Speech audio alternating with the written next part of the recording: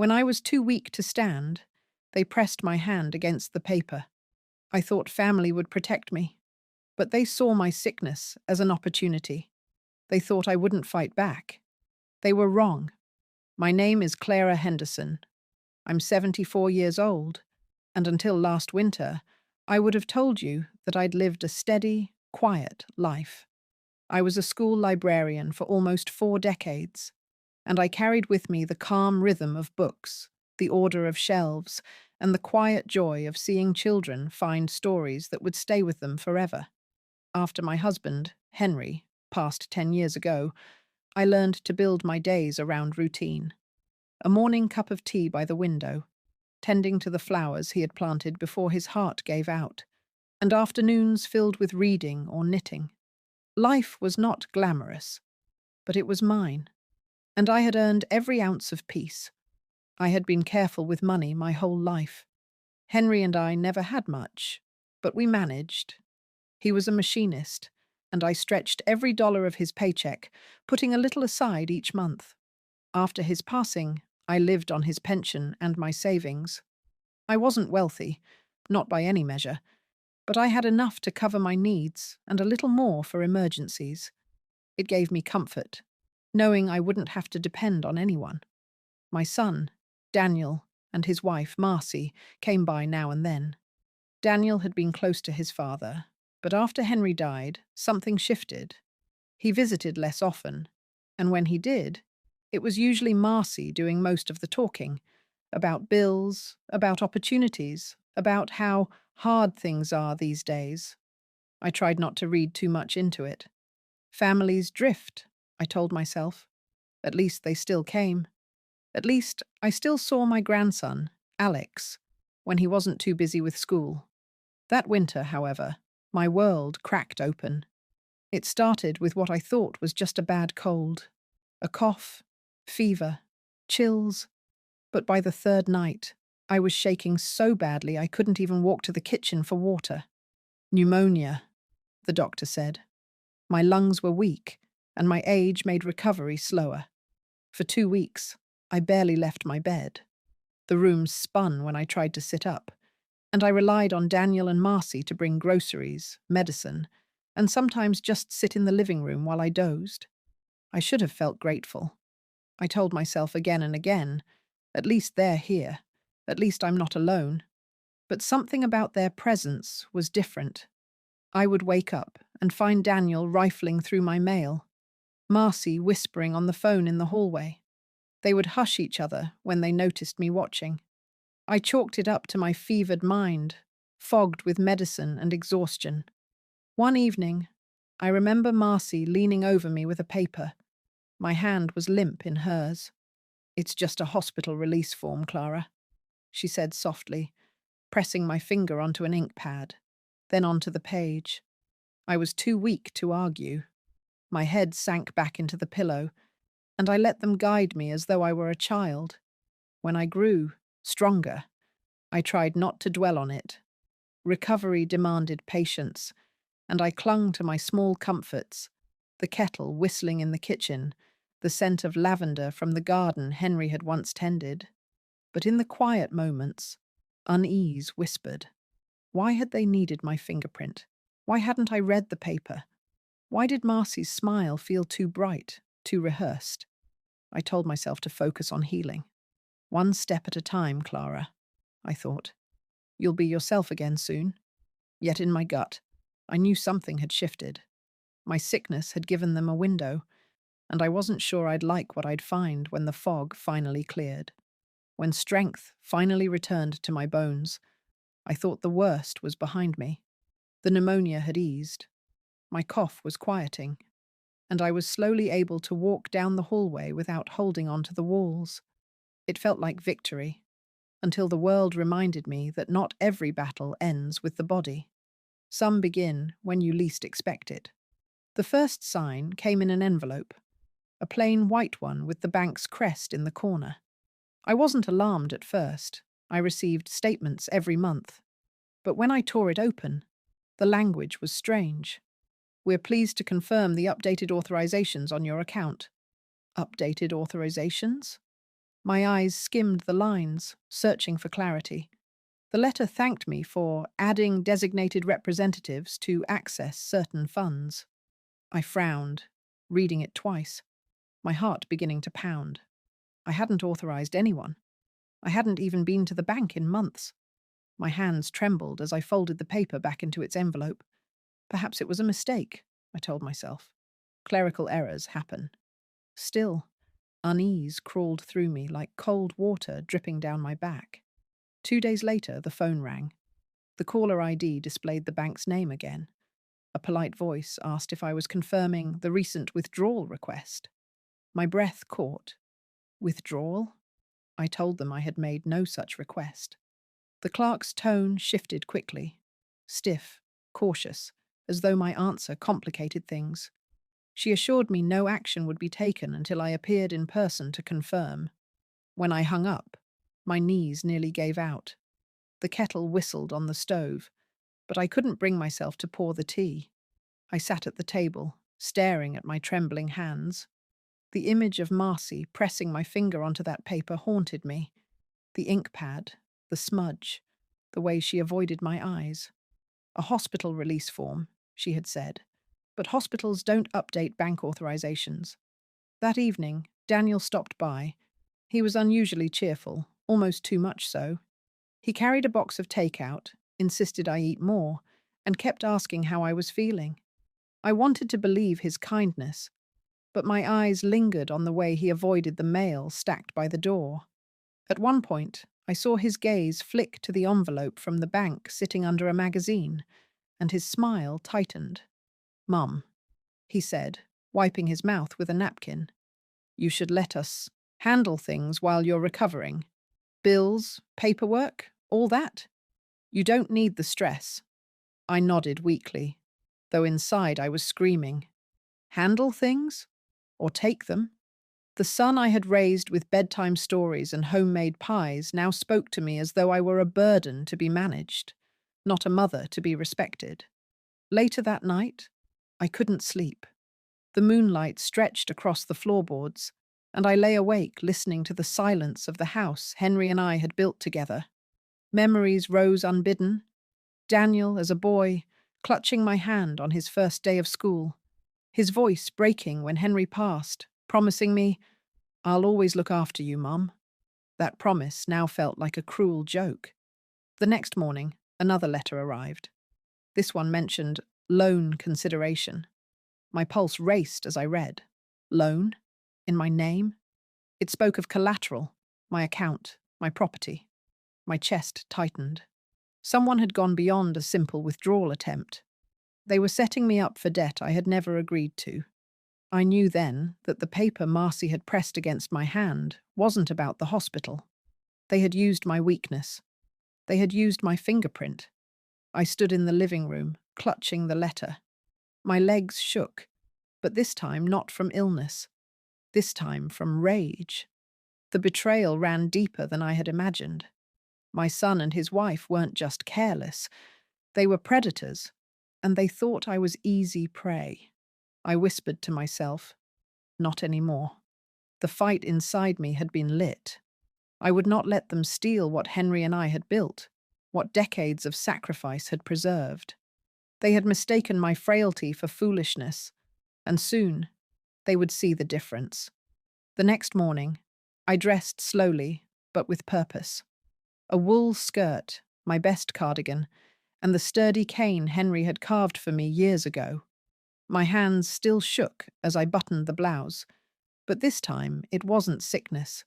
It was fury, tightly held in check. I tucked the letters into my handbag and set out for the bank.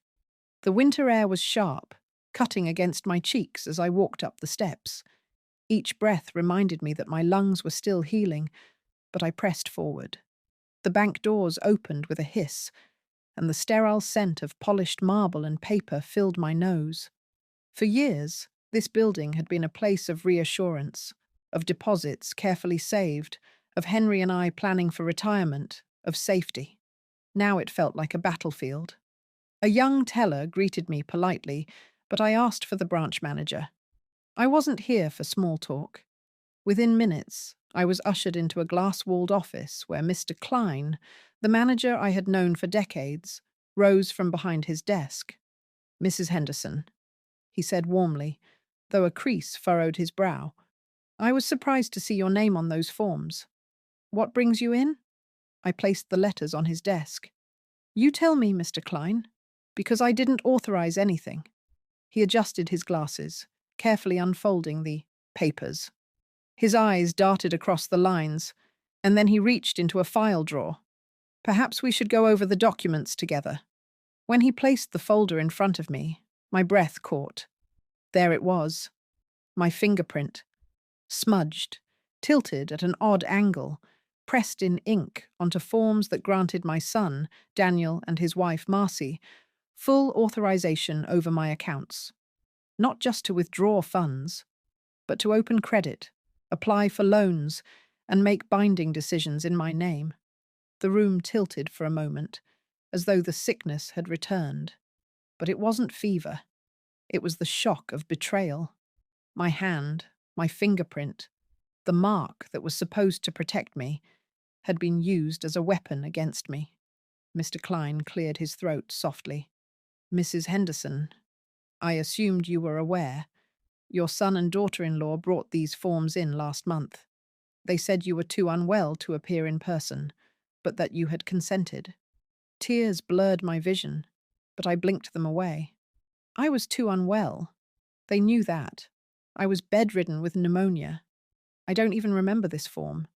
He leaned forward, his voice gentler now. "Then I'm afraid you've been the victim of fraud. Family or not, this is a criminal matter." The word hung in the air. Fraud. It wasn't just a mistake, not a misunderstanding. It was theft. Theft by the very people I had raised, fed, clothed, and sacrificed for. I remembered Marcy's voice that night. "It's just a hospital release form, Clara." The softness, the reassurance. My son standing by, watching. They had both known exactly what they were doing. My pulse thundered in my ears. I thought of Henry. How proud he had been when we made our final mortgage payment. How carefully he had built the life we shared. And now, his own son was ready to gamble it all away, leaving me with nothing but debts. I straightened in my chair, gripping the cane tighter. "Mr. Klein, what can be done?" He tapped the papers with his pen.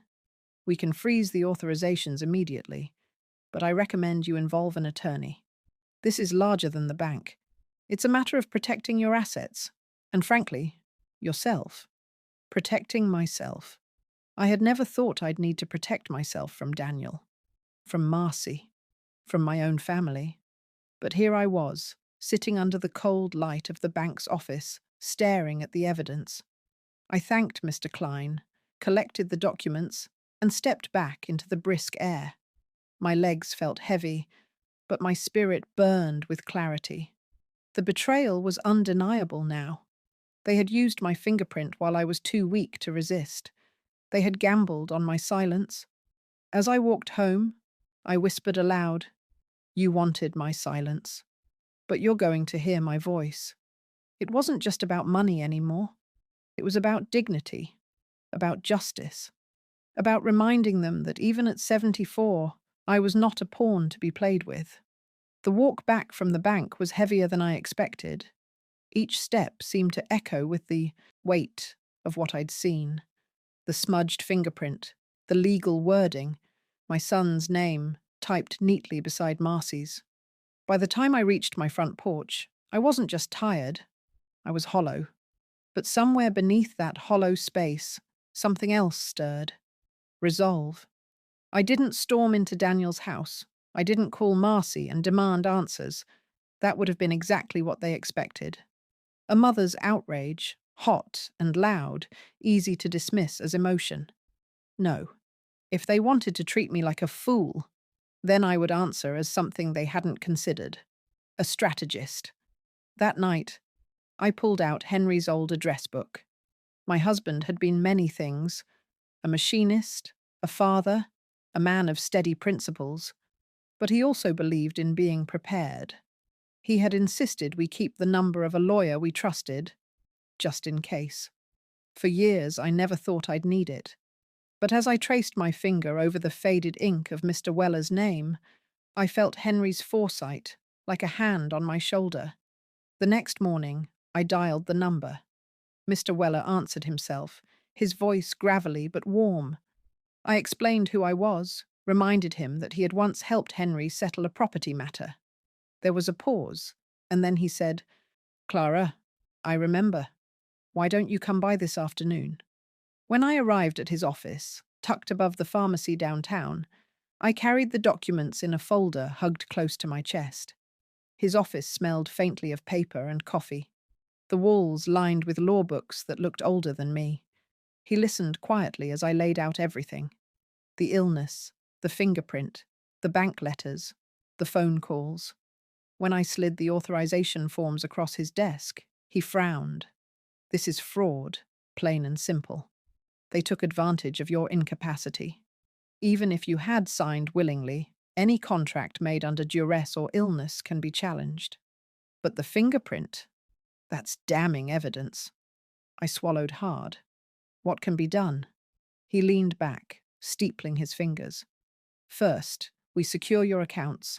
I'll draft a notice to the bank, instructing them to freeze any actions tied to these documents. Second, we gather proof.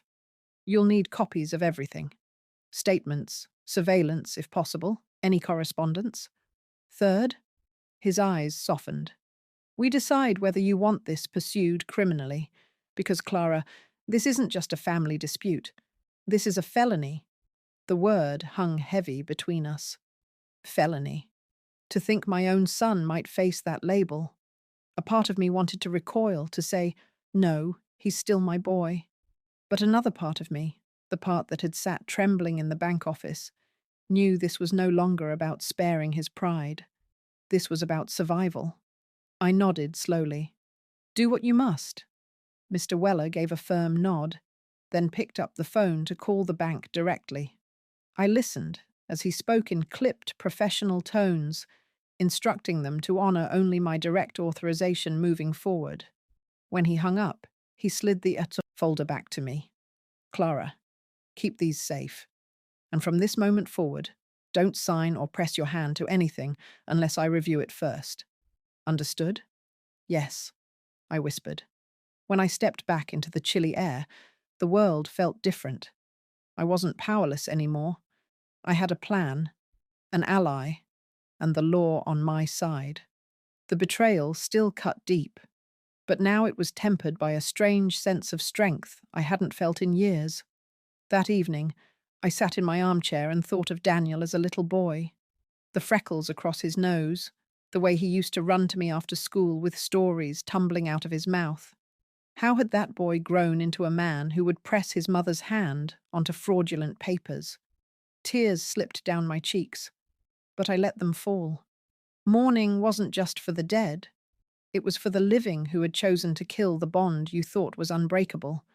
But as I wiped my face, I whispered aloud, "You thought I'd be too weak to fight. You've forgotten who I am."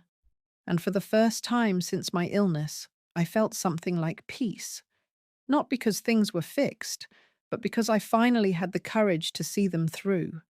For a few days after meeting Mr. Weller, I kept my routine steady. I tended to the flowers, read my books, and drank my morning tea as though nothing at all was wrong. Outwardly, I was the same Clara Henderson they thought they knew. Frail, predictable, docile. Inwardly, however, I was sharpening my silence like a blade. I decided to invite Daniel and Marcy over one Saturday afternoon. The air was cool but clear, sunlight stretching across my porch as I set out the good china and a plate of oatmeal cookies.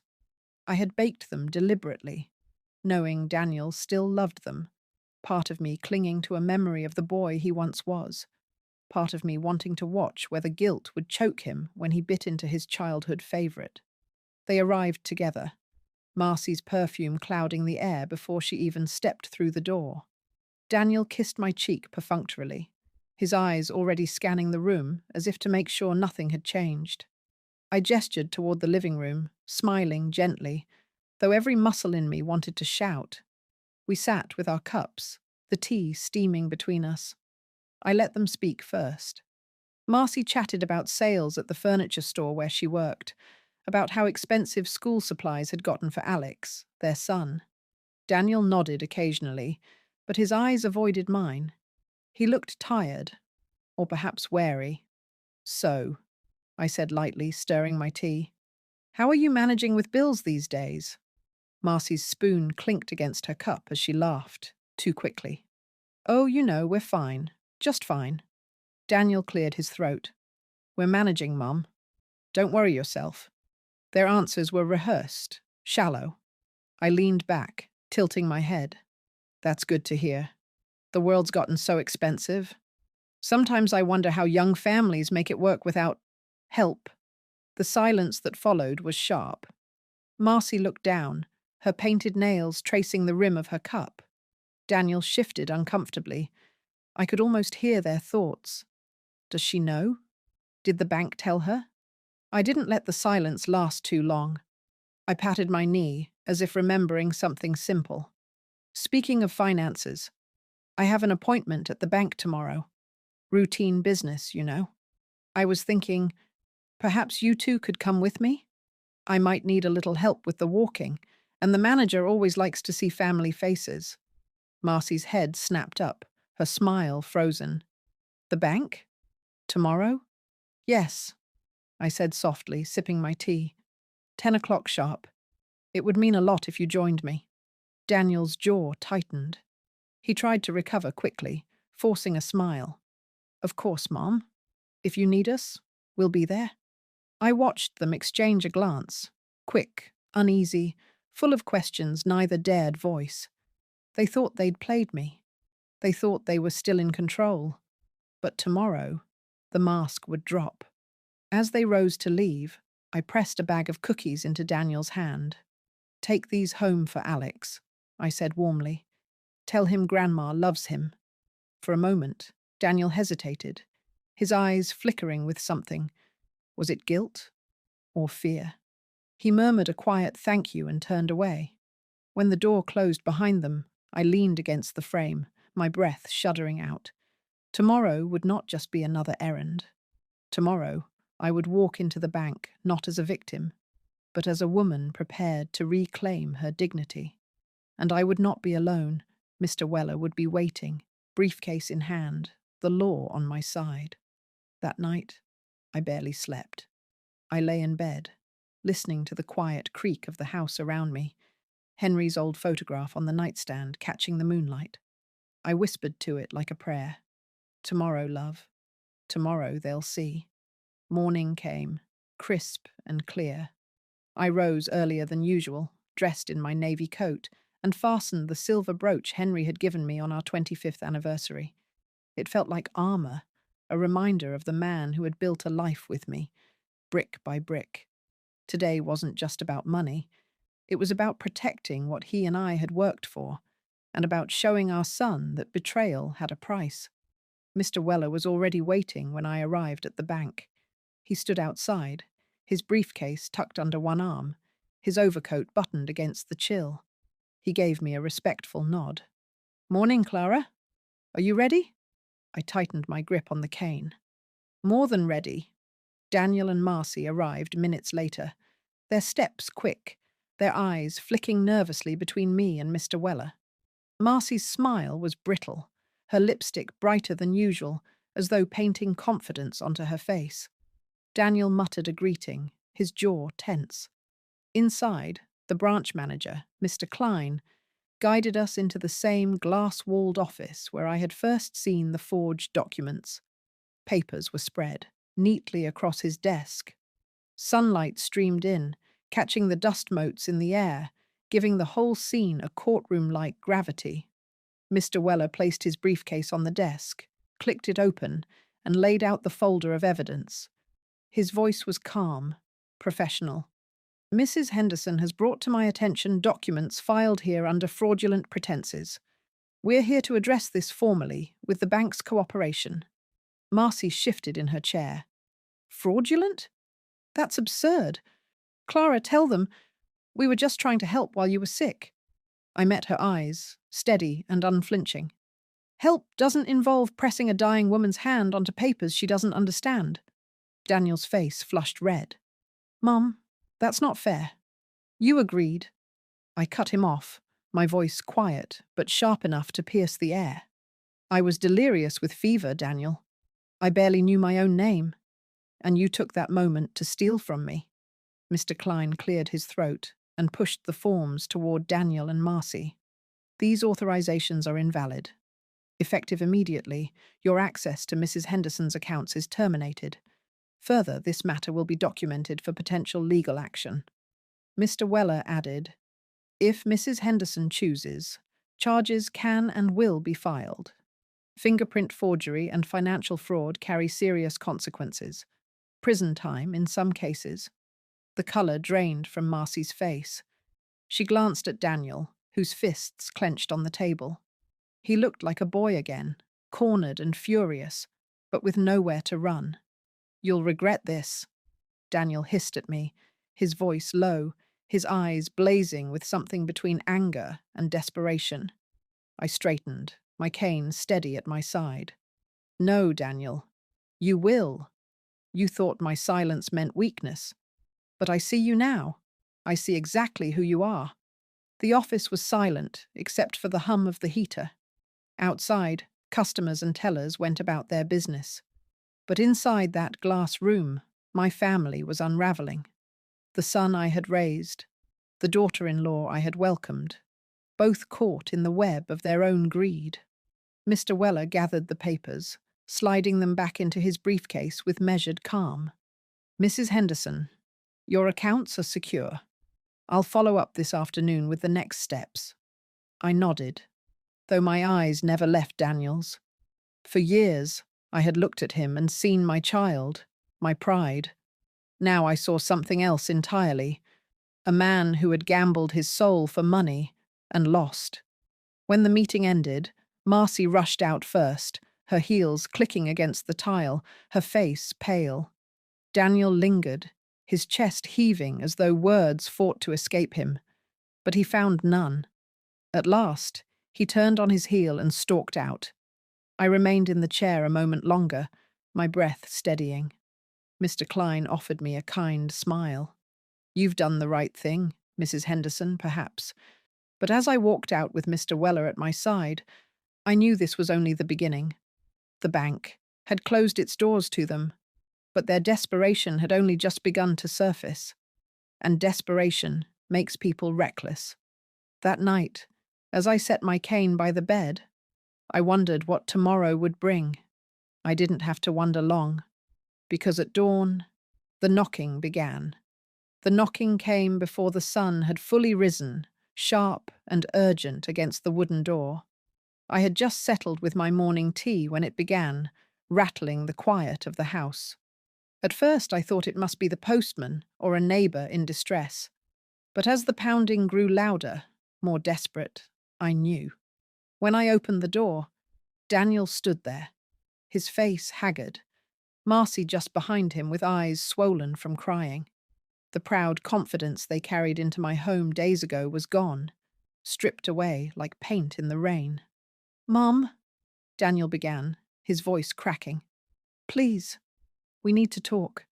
Marcy stepped forward, clutching her coat tighter around her. "Clara, we didn't mean for it to go this far. Please, you can fix this. Just call the bank, call the lawyer. Tell them you don't want to press charges." I looked at them both, their faces pale and drawn, and felt a wave of bitter recognition. They weren't here because they loved me. They weren't here out of guilt. They were here because they were cornered. I let the silence stretch, leaning on my cane, watching their discomfort deepen. Finally, I said quietly, "So now you remember where I live?" Daniel flinched. "Mom, don't do this. We're family. You can't treat us like criminals." "Family?" My voice rose, trembling not with weakness, but with fury held too long. Family doesn't press a sick woman's hand onto bank papers. Family doesn't steal fingerprints in the night. Family doesn't gamble away trust built over a lifetime. Marcy's tears spilled over, her hands shaking. "We were drowning, Clara. The bills, The mortgage, Alex's tuition. What were we supposed to do?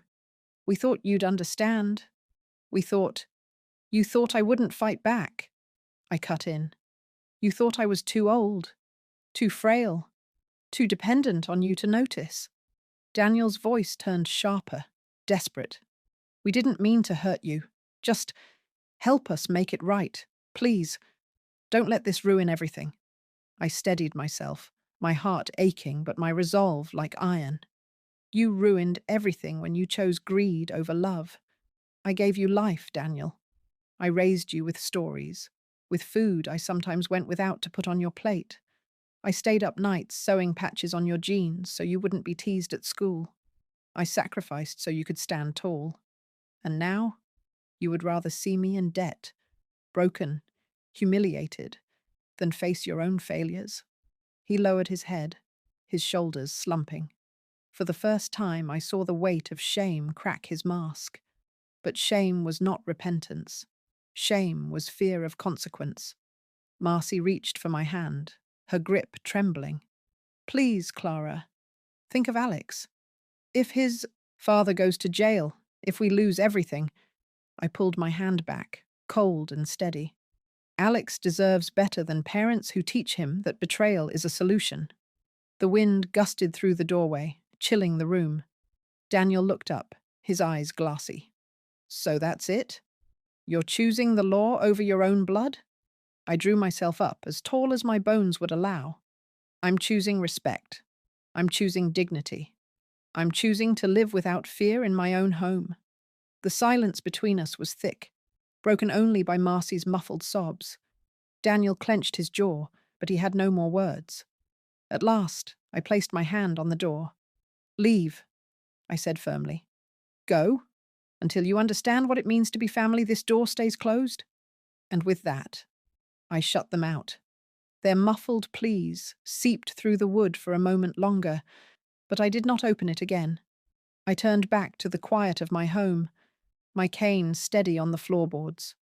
For the first time in weeks, I felt safe, not because the danger was gone, but because I had chosen myself.